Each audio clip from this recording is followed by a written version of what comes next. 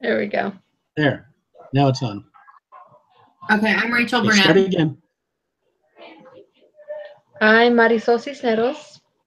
And I'm Gary Dunn. Okay, let's start with question 1. What doctrine in Wilbur's heart drove him to advocate?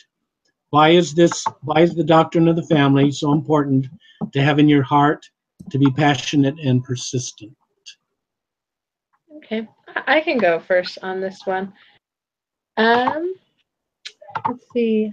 For here, what I kind of got from the whole kind of movie is that he was super passionate about the idea of ending slavery, specifically like the slave trade that was going on during that time, because like deep down in his heart, he believed that God created everyone equally, including those from other countries like the African. And so one thing that I really liked about him that kind of like drove him to advocate is there's a part in the movie where it said that like it said like, yeah, I found God, but it was more like God found him. And so like through that time like gaining that relationship with him, he was able to like really feel like deep down that this was something that he needed to advocate for. I put that it's just kind of really important um, to understand like the doctrine of the family, because it is the why behind what we do. It reminded me of that conference talk, The Music of the Gospel by Elder Wilford W. Anderson. They have a Mormon message on it right now too, where it talks about how they have like their native dances or whatnot. And so like a lot of times, like those of the younger generation, like they'll learn all the dance moves, but if they don't like feel it within them, like sooner or later they'll just stop dancing because they don't see the point in it. So I kind of related that to family advocacy. Like, yeah, like in this class, we've been given like all the tools on how to advocate, but if we don't really understand like the doctrine of the family, like after this class, it's just going to kind of die along with it. And then,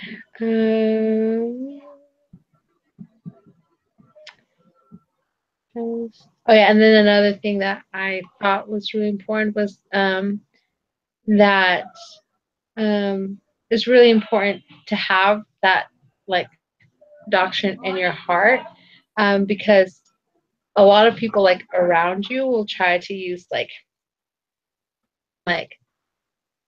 why, for example, like the nuclear family isn't that important for children, and so they'll try to like sway you logically, but if you know it like within like your heart and your mind, then you'll be able to discern the truth and be able to go down the right path.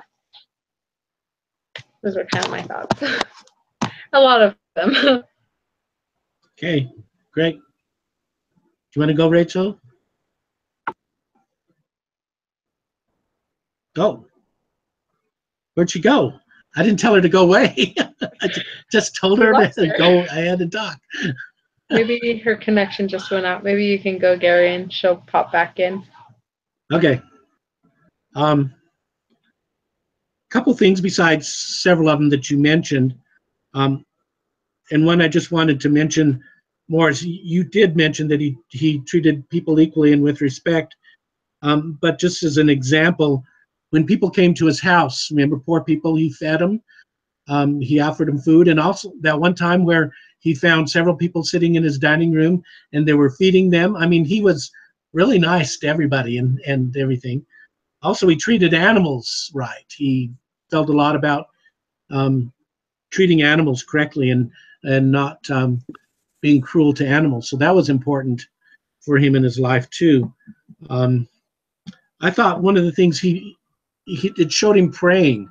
So yeah, we learned he was a Christian and that he became Christian, or he changed something in his life to become that. But he he went all out to do it. He tried to do his best. In fact, he wanted to be a preacher, and they convinced him to stay in the parliament. So I thought that was important. That was in his heart to do that. Also, both him and William Pitt, both when they were younger, right when they were getting started, became good friends, and they both together wanted to make a difference in the world. I mentioned that. That was one of the things they wanted to get into power so that they could make a difference in the world. And that is one of the things that I think pushed him to advocate throughout his life, is that he wanted to change the world. He wanted to do things to make life better for people around him, because he knew that there were several problems that existed in the English government, in the English society, and he was out to try and make life better for all people. Anyway, as far as the doctrine of the family is concerned, I thought it related to that. It did bring his family into the picture and showed how important his family was to him once he did get married, and how important his wife was to him, and how important his children were to him. And so I think that was important, that as the doctrine of the family and as his advocacy towards government and towards changing the people all made his life and the people's lives around him much better. Anyway, you're back, Rachel. We missed you. Yeah. Sorry. That was crazy. I can go. Are you done? Yeah. You want to go ahead with this? Yes. Go. What is that? What's happening? Hello? Rachel, are you there? I see you twice. I see two pictures of you.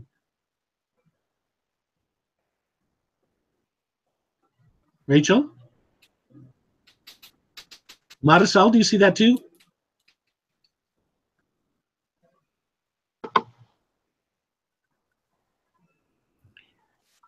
There's Can you definitely hear me? Oh, yep. Yep.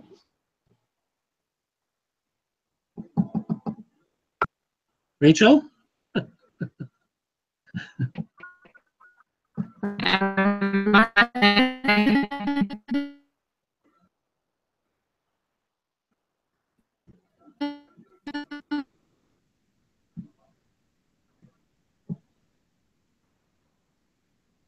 Somehow her connection is not good at all, apparently.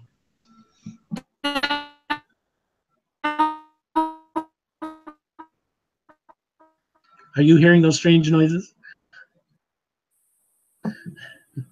Rachel?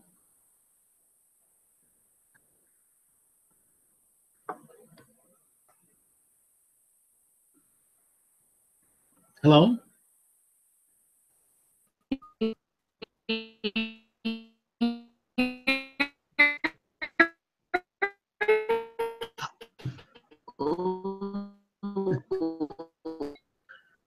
I think you're trying to talk, but we're not catching anything that you're saying.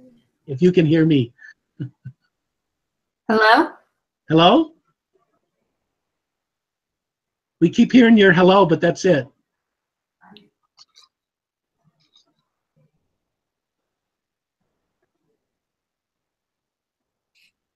Shoot. Okay. Can you guys hear me? I'll just maybe start and then hope it works. Okay, now we can hear you. Go ahead. Okay. So I basically said, yeah? Keep going.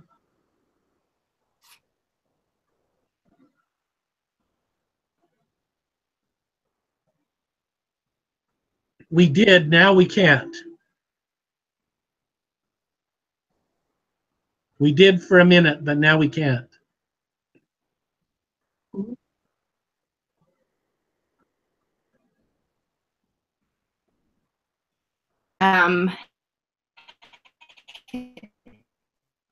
I'll just list a lot of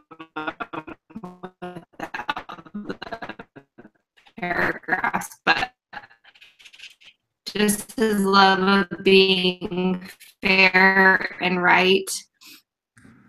A lot off his sickness.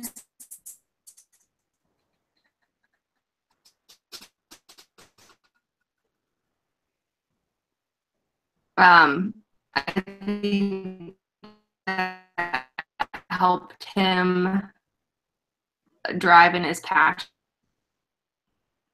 because he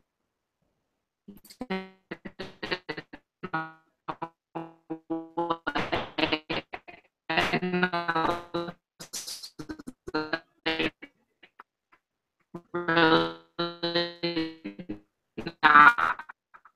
the same, but just those humans to have all the rights that an outside obviously.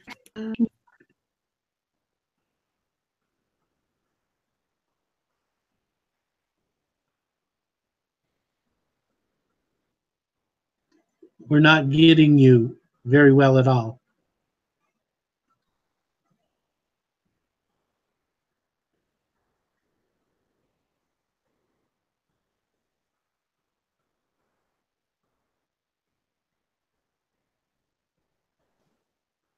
I think she froze completely Okay, now. yeah. Well, maybe we should start with number 2 and move on. If she ever catches up to us, that she can add what she needs to. Rachel, if you can hear us, I don't know if there's any way you can find another location somewhere. Hello, Rachel? We have a picture of you, a second picture of you, but we're not getting hardly any of your words. I can hear you. Oh, I can hear you. We can hear you for a second. You can hear me? Yeah, I can hear you. Okay, I don't know. Did you guys go on to number 2? We didn't hear very much.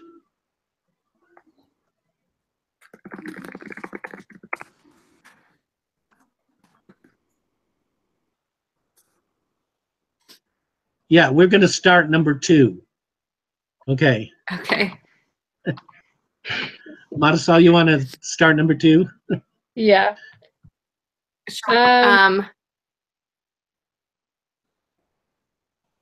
Okay. Okay, so the second question was, how did Wilbur employ a theoretical, then I can never say this name, Bronfenbrenner's approach That's okay. to become a more effective advocate? Okay, so for the microsystem, kind of like what you had said, Gary, about him like letting people into his home and like feeding them. So like how it showed him, like one of his butler came up to him and he's like, oh, there's like someone at the door, and he's like, oh, let him in and give him breakfast. And then the other scene where you see like a whole bunch of people in his dining room and he's feeding them. So I thought that kind of just showed how like in his home in that close vicinity, he was kind of showing like who he was as a person, that everyone's created equally, and that if he had the means, he was going to help them. For the exosystem, I kind of put the idea of him like going out, because there's a part in the movie where they're like doing like the whole like soapbox kind of idea where they're just kind of out on the streets, like giving speeches and stuff, and that was kind of more in their like immediate circle and like their area and like their neighborhood and stuff. And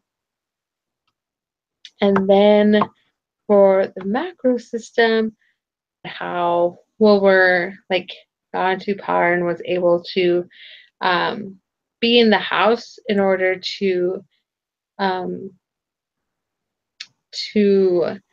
influence the vote on whether or not they would abolish the Slave Trade Act or whatnot. And so he was able to make a difference in like even that higher governmental kind of position.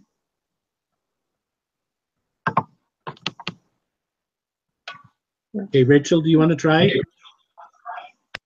Sure. Can you hear me? Yes. Okay. Oh, thank goodness. Okay, so so for my macro, the thing that I talked about, or sorry, micro, is I said just talked about how because he didn't have his parents, I think he looked to his relationships to take care of him. That was my example, like during the night when he was bringing him medicine, and how I thought that that friend's influence for him to become an advocate was really big when he set up that party for all the people to come, and he was still like thinking about whether he would go to the church or whether he joined the political side of things. And so I talked about how that kind of influenced him and affected his decision to help slaves in their circumstances. Um, for my mezzo, the example I used was when he had the direct connection to Parliament on the boat through his friend, and so they influenced all those people that were kind of higher up and brought kind of emotion to the scenario through, you know, talking about how this was a slave ship and now you're on this. And even though it looked really nice at the beginning, like you need to realize like the circumstance, and he talked about the smell and everything, and like people were crying. So I thought that was good. I don't know if I'm supposed to go all of these. I'll go over chrono. So for the chrono one, I thought that his sickness applied to his ability to affect just his concept of time. I thought that because he recognized like, hey, I may not live forever. Like I have this really bad illness, which is affecting my ability to work and to advocate for others, that he took that and that kind of influenced him to work harder and to just do what he did, because he recognized like, no, I'm not going to live forever. Like this illness is really bad. And even though he lived like a good long life, he didn't die at a young age, it still played a part. But I'll see if you guys have any other ideas. Okay, one of the parts in the micro that, yeah, that we, first of all, you talked about him being good at his house when we first saw him and kind to his servants. But I think also once he got married and had children, that was a microsystem for him there. And his wife, Barbara, urged him on to continue. He was like almost ready to quit sometimes, but she kept urging him on, and he loved his children, and it only mentioned it a couple of quick times, but that was part of his microsystem that helped him to continue moving forward his family life. The mesosystem that I thought more of was when he was at his cousin Henry's house, and you mentioned that, Marisol, as far as they helped him when he was sick, and helped him to move forward in his life. But also part of his mesosystem, I thought, was his friends in the House of Commons. That was like his work, part of his mesosystem. And William Pitt was his friend most of the time in the movie, and he had other very good friends that helped him to continue to want to be an advocate. As far as macro system is concerned, the English people were sort of his macro system, because he could see what was happening in England and he wanted to make it better. He could see what's happening with the slave trade. He could see all the wrongs that were being created by these things. And so he wanted to change them. And so I think his overall macro system and the laws of England were part of the macro system. He just needed to help change those. And as far as Chrono is concerned, it took a long time for him to accomplish what he wanted to. You didn't know in the beginning, well, you knew that he was going to accomplish it, but he didn't know that he was ever going to accomplish it. And it took him years and years to do it. It's not something that happened immediately. He didn't put in a bill, oh yeah, everyone agreed with it, let's pass the bill and go forward. It just didn't happen that way at all. And they had to do a lot of different things to eventually get where they wanted to go. And that just took a lot of time. And I think a lot of things in our lives take time. Even though we want them to go fast, they just don't happen that way.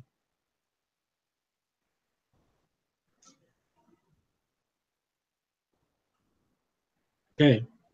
Why don't we move on then to number 3? Rachel, do you want to start with number 3? Or, okay, so it says, how did Wilbur and his fellow advocates do and share their research? What evidence did they provide to persuade those opposing or on the fence? Okay, so I won't cover everything because there's like a ton that I put, but I just picked a lot of examples from the movie. And so one of the first ones I thought of was when Wilbur first went and talked to John, he was the man in the church. Example of sharing research, because that was the first time when when Wilbur was like, should I do the church route? Should I do the political side? And John kind of shared his experience about how from working on the slave ships and how he had all those souls that followed him and everything. And so even though it's not like research in like the sense that there's like, science and, they do all the different stuff, I thought that experience allowed Wilbur to kind of better understand what he needed to do. And so in a way it was research to me. And then another big thing that I thought of was when they had that dinner party that night, and Wilbur was like, what are you guys here for? And it was, I think, Thomas who started pulling out the chains and showing where they went on the bodies. And then it was Equano, and he was like showing him, like telling him what they did to the slaves when they got off the ships in Jamaica, and showing him the brand where they brand the slaves. And so I just thought that was an amazing example of research that they could use. And then later Equano writes a book and sells all those copies, those thousands of copies. I thought was just another way to, one, reach out to people, but also share their research. So they're kind of helping that on the opposing fence side, because like it showed in the movie, all those women and, whoever, they're just reaching the general public, and you don't know who's maybe in Parliament or who's in they were talking that read the book. And I'll just share another one. So when James went to Jamaica and he wrote about what the children were experiencing, I thought that was great for the research aspect. The kids who were dying of starvation or were burning in the fires, and it was all just for this little amount of sugar. It didn't add up to anything, but their life was being, risked, or they were dying from it. And I thought that helped on the research side and just further led their passion, but also helped them in persuade people that know about the real conditions of the slaves, the less we're inclined to continue with it. So I have a bunch more, but I'll just share those.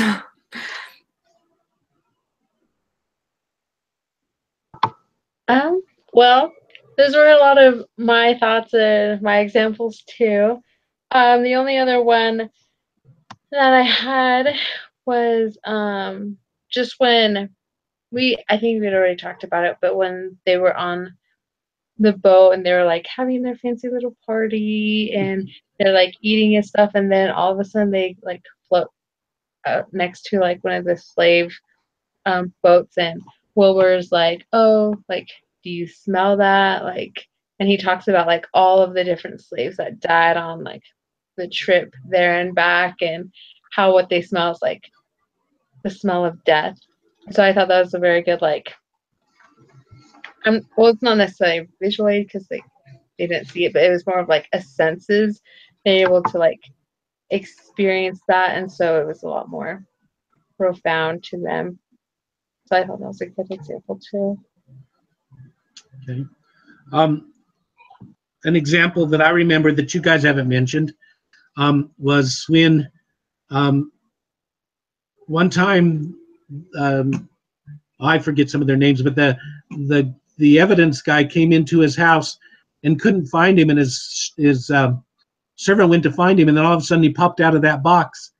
He made the box to show the size of room that the slaves had on the ship and how little it was, and that box was like the size of a coffin, and that's all the room that people had on the ship. So he did it himself just to see the kind of room that they had, and that was great evidence for him. I don't know if he ever showed that to anyone else. I mean, they just showed that once in the movie, but I thought that was a great example. But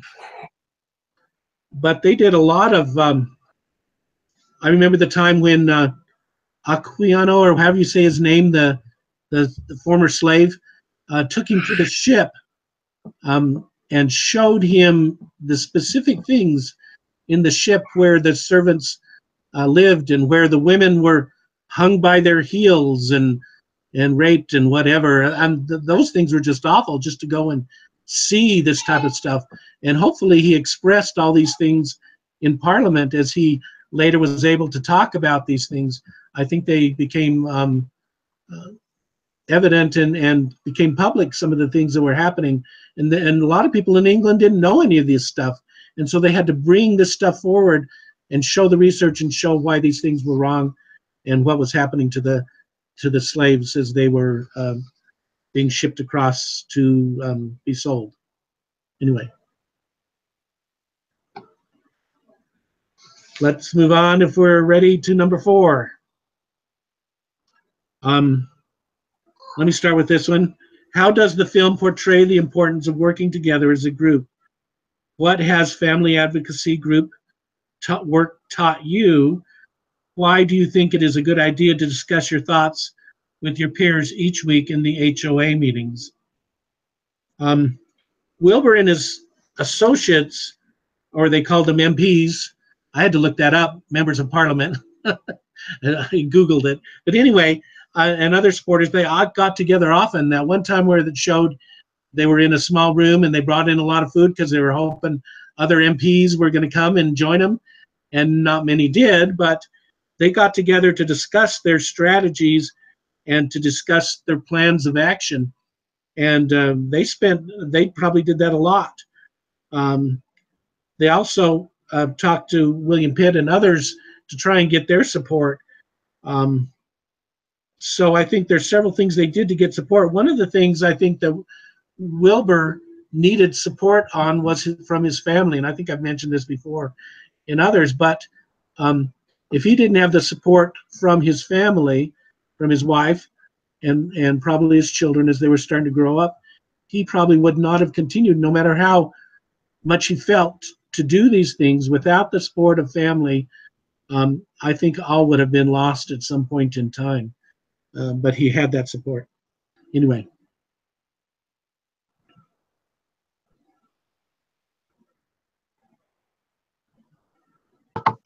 Here you go. So it's kind of funny.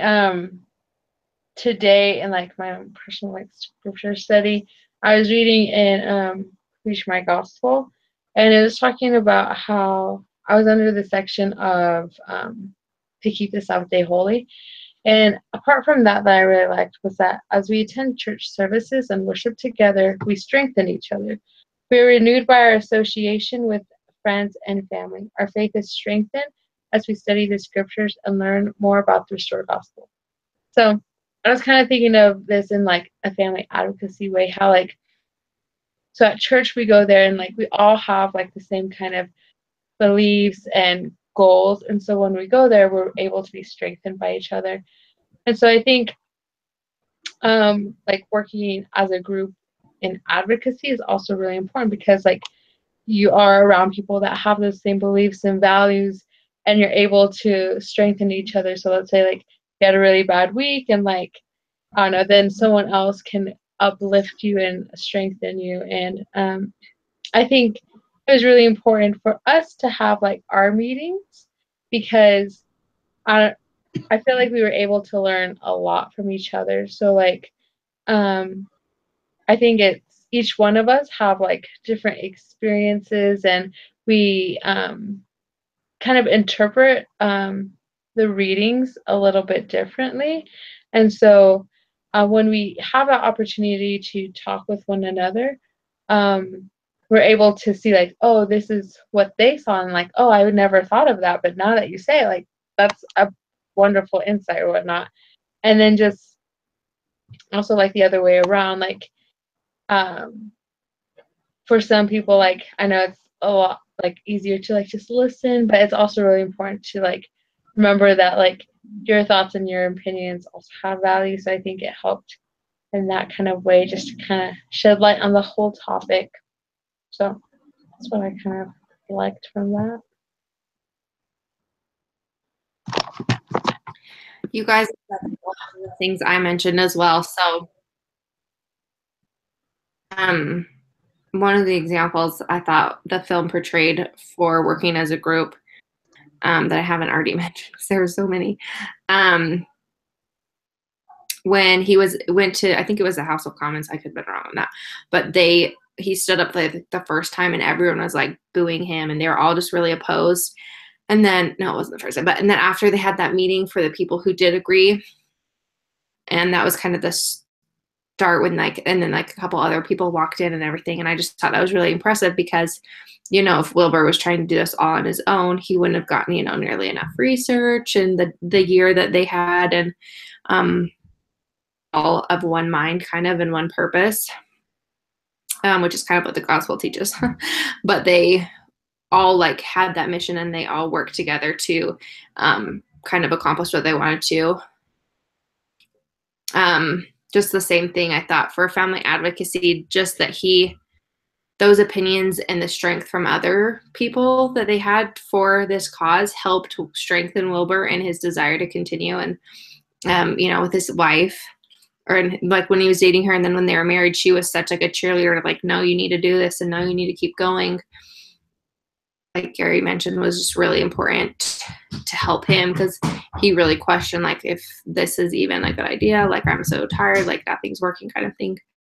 And then for what I thought we should discuss at the HOA meetings is we're blessed from other point of views. We're not put on earth to live alone our whole life, just by ourselves.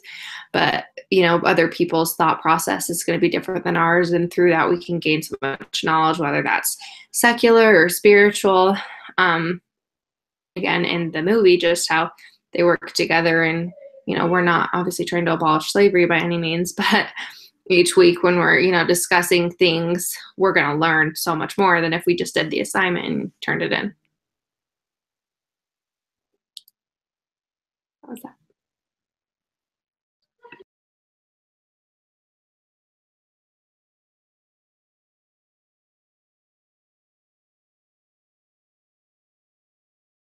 Excuse me, I didn't unmute. Marisol, do you want to start 5? Yeah. Okay, so 5 says, what parallels do you see between Wilbur and Captain Moroni and Alma 46? What is a Christian, a professional family advocate, and how did Wilbur exemplify that? How can he be effective and Christ-like against such loud and often degrading voices? Those are a lot of questions, so I'll try to answer that briefly. But I thought that Wilbur and Captain Moroni were very similar because they both were men of God, but they were also in some sort of leadership position. So Wilbur was participating in the House of Commons, and Moroni was a captain in the army. And so they both kind of had that influence over a larger amount of people. And I think that they both, so Captain Moroni, he made the Child of Liberty, and he invited people to also make a covenant with God that they would keep the commandments and all those things. And so I think Wilbur kind of also did that. He brought to light these are the things that we need to stand for, and then he he did a petition and kind of had people sign that oh yeah, we believe these same things, or we're going to stand up for these kind of things. So I thought there's a little bit of a parallel there.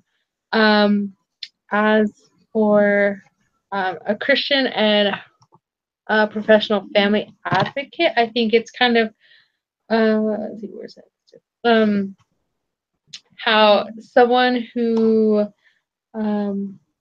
advocates for the family because of their religious beliefs and values, but even though the religion may be the basis of their passion, they are also well informed and scholarly information. So they know about different research and they know both sides of the argument, and so they're able to make good arguments using those that research that people will listen to. And so I think Wilbur did a good job about this because he did have that religious, like, I guess, foundation, but he kind of like in our other question before, he would look for that proof or that evidence to kind of show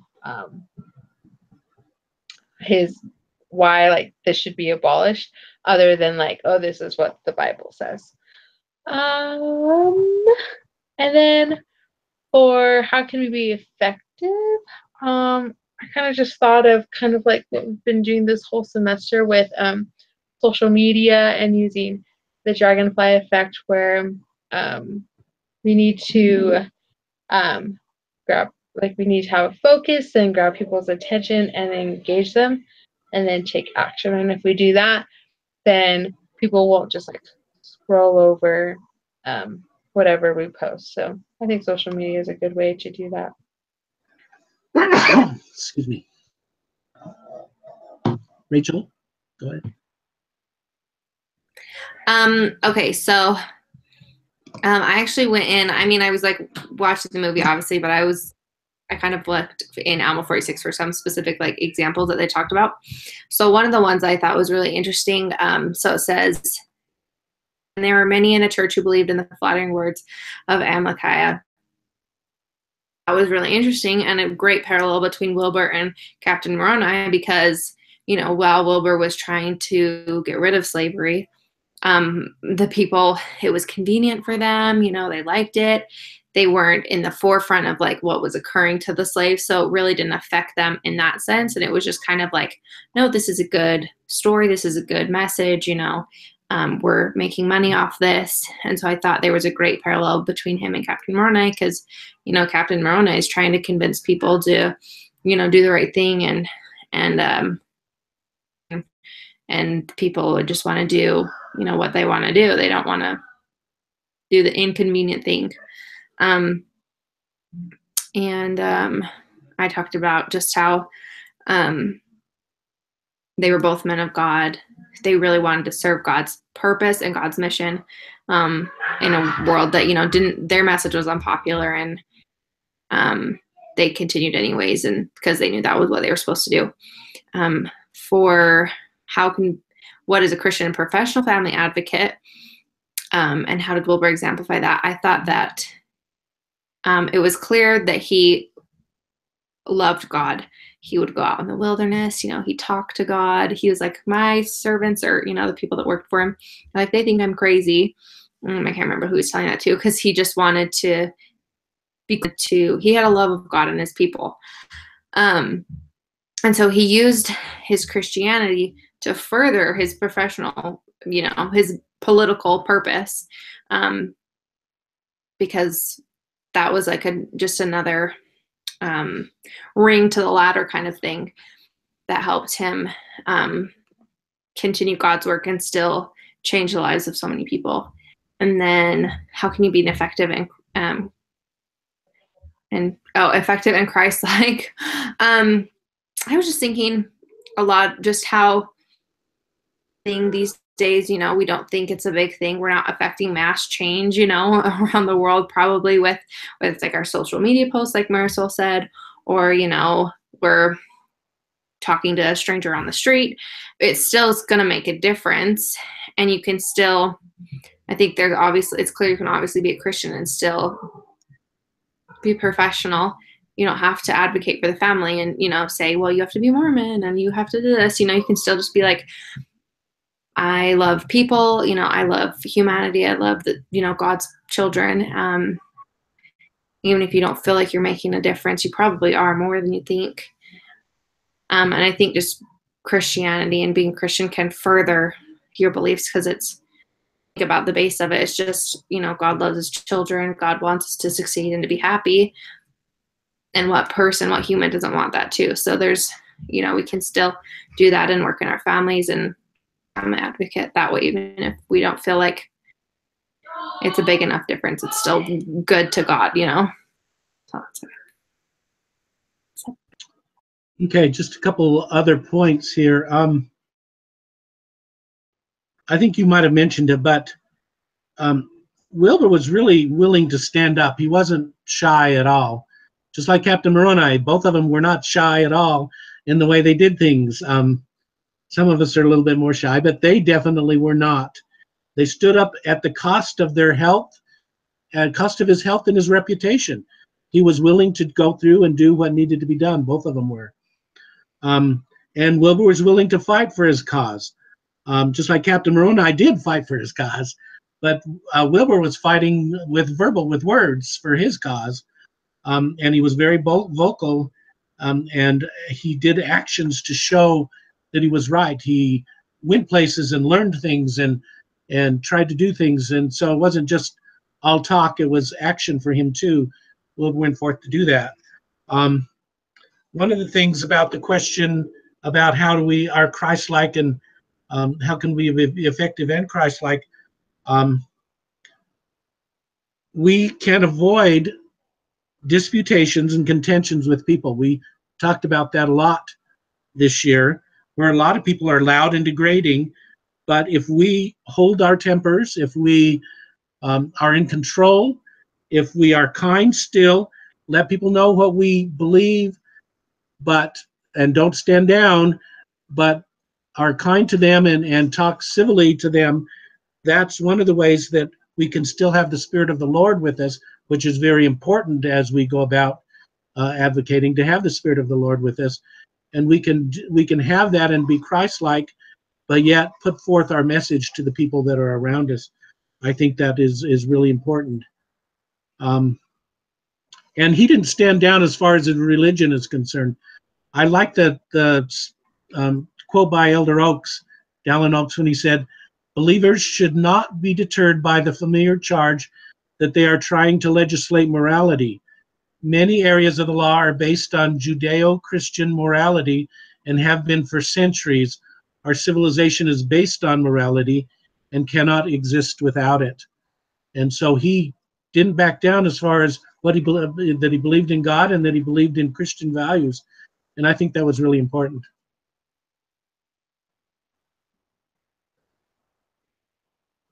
Okay, number 6. Rachel, you want to start there? Sure. Okay, so for this one, it's like a fly. So it says, Marisa Barlow spoke on persuasive speaking and writing. Did Wilbur and others exemplify any of Marcia's ideas, and how so? So I talked about a lot about just how they use storytelling to further people's opinions and to get their message across. So when we talked about this example already, but when he invited all those people onto the boat, you know, they were wined and dined, and they gotta have all that. And then he's like, and I'm going to tell you a story about what boat you're on and where this ship is from and what the ship has done. And that really affected people and created, you know, a change in their mind. Maybe it wasn't significant at that moment, but I'm sure they went home and thought about it.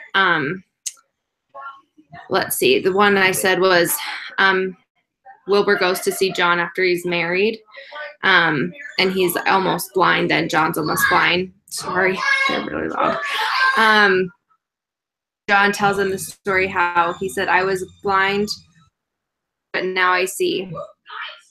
And I said this is all further used to persuade on Wilbur's argument, and just how he used that to affect Wilbur and that change, and to further his mission. And I'll stop there since I know you guys probably do this really loud. So I'll let you guys go.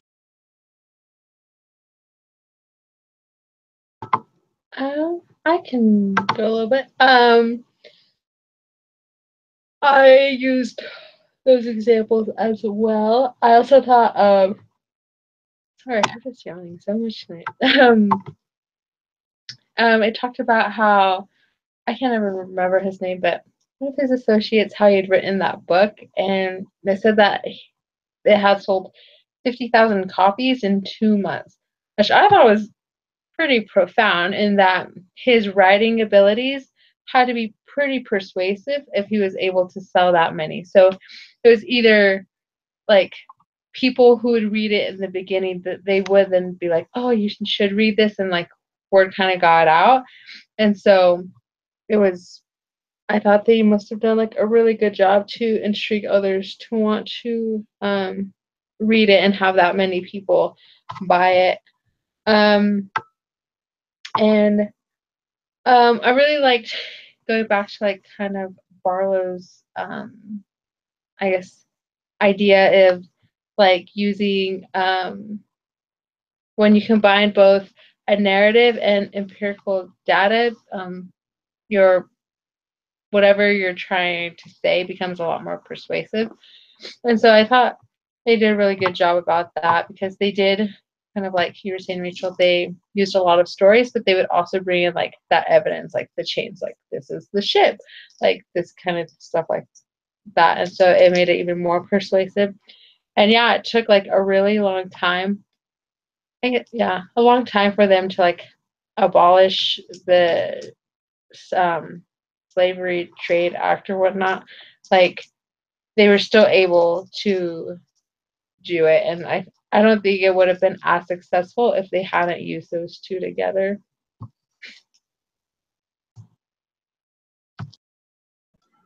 Okay. Let me finish off. Wilbur really knew how to communicate effectively, no doubt about it. He was a very good speaker, and people listened to him in Parliament. He could talk for a long time, apparently, because we saw him do it several times. And people listened to him, and he was very persuasive in what he said. But not only in Parliament, but one of the examples that I showed was when he was in the beginning, when he was gambling with the son of the king, and the son of the king wanted to offer him his slave, and he wouldn't take his slave on as far as a reward. I mean, as earning his slave. And then he stood up, and I don't know if he really did this in real life, but in the movie they made it look really good. He stood up and sang the song "Amazing Grace," and that was a great point of advocacy, because all those around him understood. Once he sang that song, they understood what he was for and why he wouldn't take that slave. And so not only with words, but with music, apparently he had a great voice, because he mentioned that 2 or 3 times in the movie. And with song, he actually showed his advocacy too, which I think would be a great thing to do if we get up and sing things, right? Does everyone want to go sing to make everyone understand what we say? Anyway, that was a great thing that he did. Also, I think he got along somewhat with the opposition. I don't think they were total enemies. I think he talked to them, and they listened to him. And I think it's important, as we're trying to be advocates, that we're not total enemies with. That's one of the biggest problems with our country today, is that the two sides are so far apart, and they hash on each other so much that no one comes together to do anything, because there's two opposite sides and no one really works together. But I think even though they opposed him, they respected Wilbur, and he respected his opposition. And I think that's important. We need to respect our opposition and know what they want, and to respect what their wishes are, and that they just have a different opinion than us.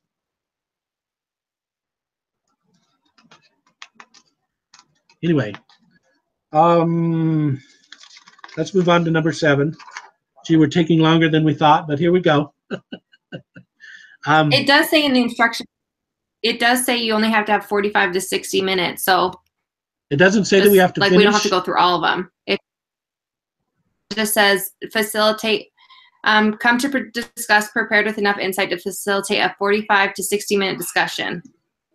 Okay, well, if we don't have to all the questions, why don't we skip a couple? I mean, 7 is a good question about government policy and religious freedom, but we could probably skip that one unless someone really wants to talk about that one.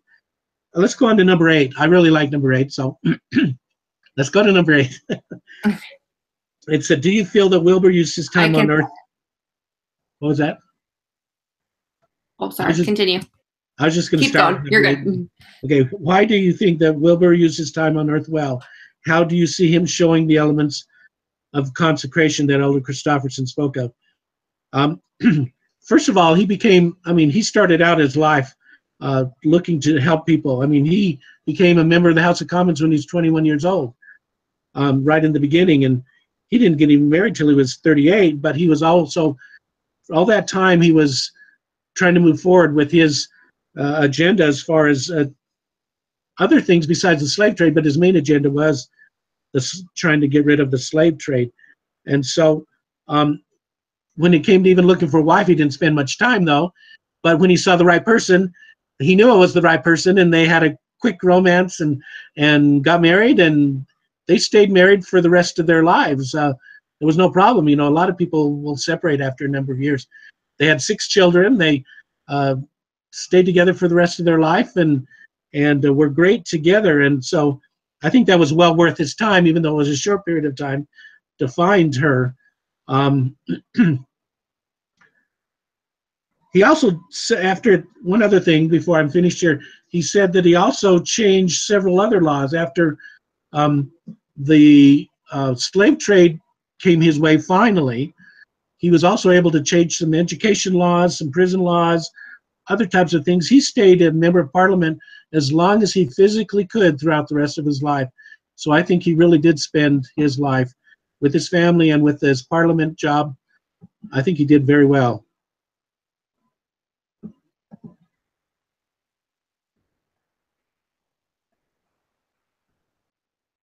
I can go next.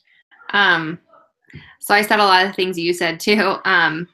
But one of the things I thought that showed Wilbur spent his time good on earth.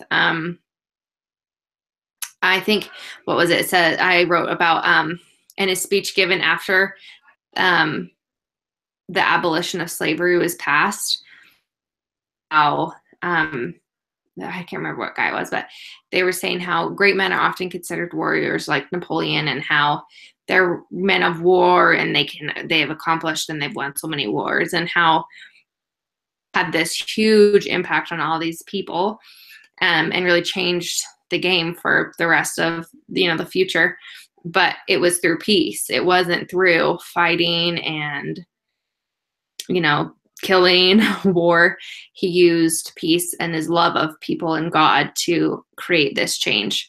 And I thought it was really pretty good. And then I thought one of the ways that he showed, that element of consecration that Elder Christofferson talked about was just through how he, at the beginning, we've talked about this already, but how he wasn't sure which way to go. But he ultimately chose to follow God's plan, but in the political side. And through that, it says like true success comes from giving our lives and time to fulfill God's purposes. And literally that's basically all Wilbur did his whole life, was just fulfill God's purpose. And, he wasn't a preacher working in a church or whatever, but he was, it was God's mission, and he loved people and he wanted to fulfill God's mission. And then at the end of the movie, how he still kept going. It wasn't like, oh, I did this huge crazy thing and I abolished slavery and now I'm done. Like, I have all my good deeds. He kept going and he wanted to continue to change lives. So I thought that was really impressive. I think it's pretty much said all. Yeah, like I think he did a great job, like in politics and just kind of I don't know, doing what he thought was right in the sight of God. I also thought, like, based off of like the idea of family, that I think it was really cool that, like, yeah, in the beginning he wasn't like so keen about like getting married or whatnot. Like when he first met his soon-to-be wife, he was like not really too excited about the idea. But like he eventually like made the time to like get married and have children, and I don't know, I think that was probably a good portion of his time, because yeah, he could have spent like his whole life on doing great things in like politics and stuff, but I think it was a quote that kind of said how basically like how does it really matter like what we do if we don't like make a difference in our home as well, and like how the home is like the most important thing. So I think it was really cool that he did end up having a family. And so yeah.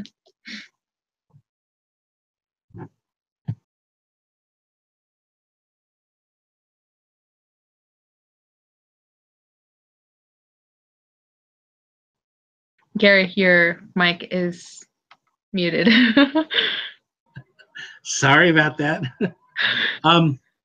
We can move on to other questions.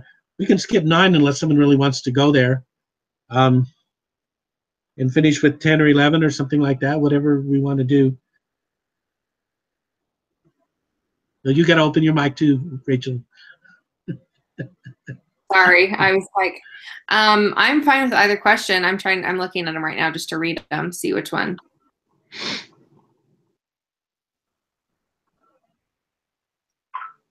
Just pick one and start there.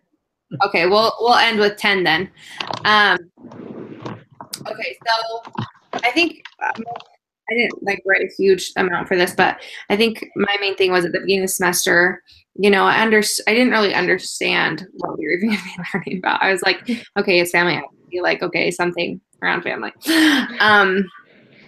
But now after taking a class, I realized like it's not just about the family. Like, there's so many aspects to this class that are involved in being an advocate for the family. Obviously, that's the main goal, but you have so many other facets of this that really we dove into and developed that understanding so that we could be better advocates, obviously, and more thorough in how we advocate.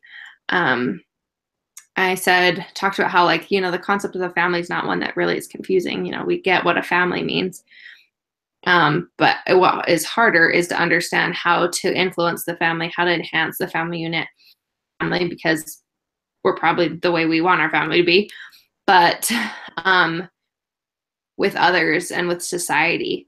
And I talked about how, you know, without the family unit, we don't really have much purpose in life because it really centers around relationships and people and building, you know, friendships or whatever kind of relationships. And so understanding the doctrine of the family plays a huge role in our efforts on life.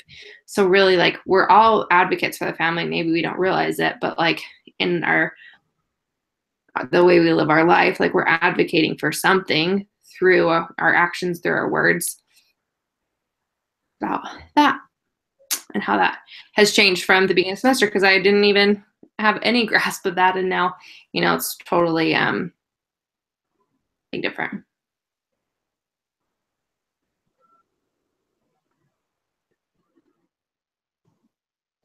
I think for me, the biggest thing from like the beginning to the end of the semester is just like how much more aware I think I am of like just different things that are going on around me, and like how I don't know, I guess how important the family kind of has like a role in everything. And like kind of going back to the movie, how they try to pass out policy about like having to use the American flag or whatnot. And they're like, oh, if we do this, then like that will like lead people to like not use slaves as much. Or I didn't really understand that part of the movie, but I think people do that in like our society now. They're like, oh, we'll like kind of implement this, but it's gonna like also affect the family as well, even though it doesn't like outright and say it. So it's kind of like being able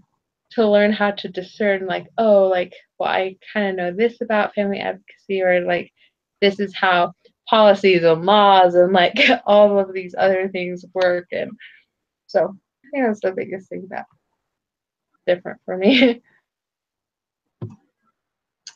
Of course, at the beginning, you know, I understood doctrines of marriage and children and family and whatever. I had heard the term doctrine of the family, but definition in my mind what that really meant until this class. And now I do. You know, you listen to Sister Beck's talk and other general authorities, and you understand how important the family is to God and to our creation here about, that's why we're here.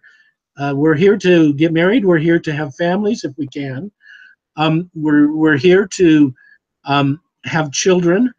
The world isn't going to continue on if there's no children born. That's one of the big problems now. You know, they're downgrading women so much that they don't want to have children. They don't want to live in the home. They don't want to be mothers. So if that continues for several societies, maybe birth rates will stop almost completely, you know, and that's Satan's plan. Of course, he doesn't want people to be born. He doesn't want children around. But God's plan is for us to come to this earth, to get married, to have families, to have children. That's the most important thing that we can do in this life. Of course, there's circumstances where some people can't do that, for sure. But that's the most important thing. And I knew those things, but this class brought that out so much, and showed how the policies that are being brought forth by people today are just trying to eliminate families, eliminate children. And that's all there is to it. That's Satan's plan, and that's what he wants to do, and that's what people are pushing these days. And that's sort of what I learned and got the most out of this class, is that we need to go ahead and try and go and fight these things and try and advocate for families, for children, for what really should be happening in society, and do it not only in a gospel way, but do it in a societal way, in showing other ways so that people will understand that aren't members of the church also what needs to happen.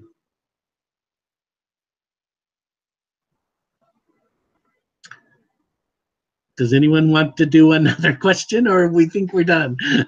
I think we're good. Do you want me to stop it now? Okay. Yeah. I will stop the broadcast.